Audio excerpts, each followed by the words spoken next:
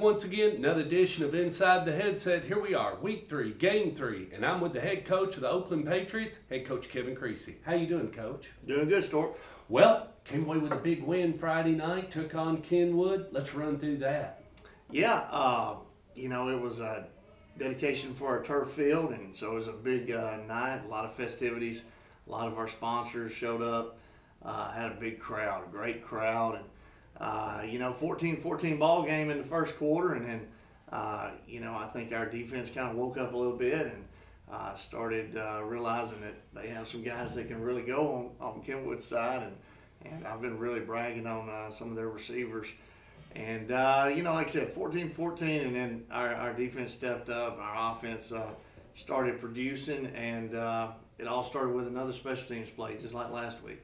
Talk about those special teams plays. I mean, they seem to have weaved right into the fabric and are a part of every one of your Friday nights, and it's a lot of fun because you, as you say, what a momentum swinger. I mean, when you get that blocked punt, kickoff return, any of those things, man, they accelerate and they can ignite your whole team on both sides of the ball. Yeah, our special teams have always been pretty special. We've made some real big plays over the years, and our coaches kind of have a little ownership in that, and we've got all kinds of different coaches. So we hand those out and make those guys kind of the head coach of that particular special team.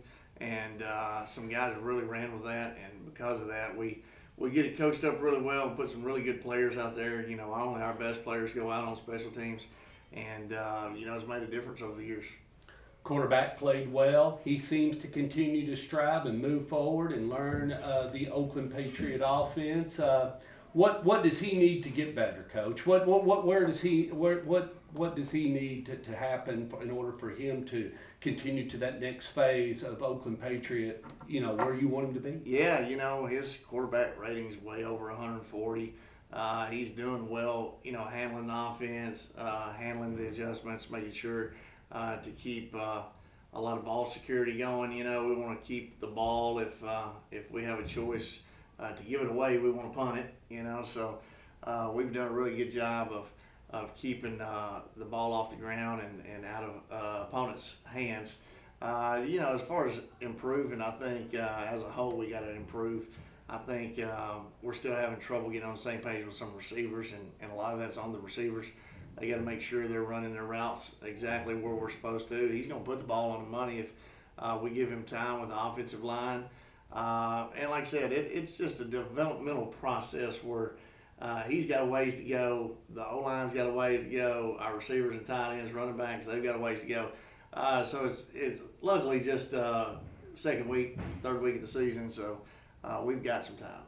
Coach Dobbs talked about the relationships, all the great things that happen outside this game. And a couple of years ago, you introduced me to a coach over in Cookeville, and I got to go over, and I broadcasted 3 or 4 games. But I had the opportunity of having a one-on-one conversation with head coach Jimmy Maynard and Cookeville Cavaliers coaching. Wow, 40 years of coaching, and you let me in on a little bit, but tell a little bit about your relationship with Coach Maynard. And, I think now that just brings into the fact, Coach Creasy, that the guys that some of the opponents you face and everything, it brings a little bit more personal touch to what we're doing here. Yeah, Coach Maynard, I've known him for a long time.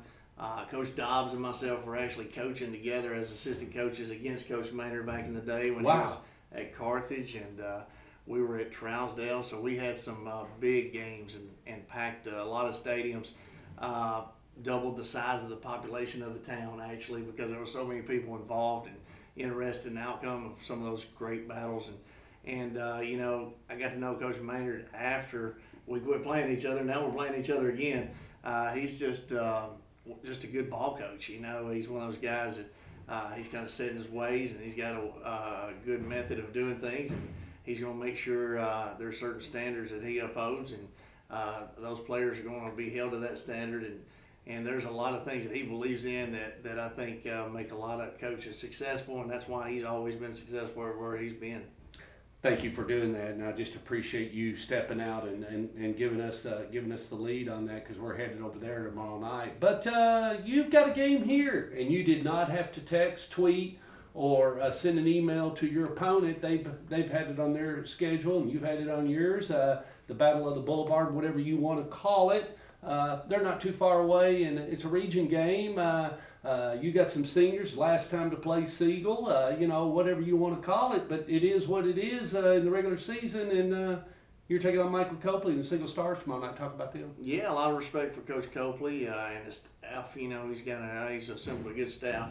Definitely not necessarily the last time we'll see Siegel. We may see them in the playoffs. Right. The 0-2 regular season, I'm saying. There's a couple of 0-2 teams in our region that I think are both playoff teams, playoff caliber teams. So I think those non-region games aren't what's important. This game's important because it's a region game, and that's what we've been telling our guys.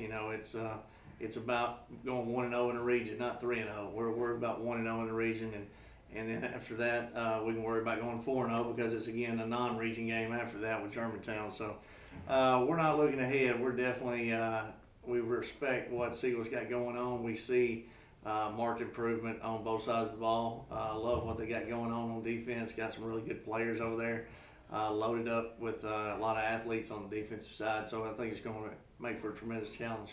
Any logistics for tomorrow night for the fans other than get in here, pay your money, and get in your seat so we can pay for the field? Hey, I think it's going to be another packed house. I think it's a lot of fun. We've got a Smyrna Ready Mix night. Okay. So they're our sponsors. At the Mixer. Yeah, Live at the Mixer. They're coming out with the boom truck, and they've got a few giveaways they're going to have, and I think we're going to have a field goal contest at halftime, student versus teacher.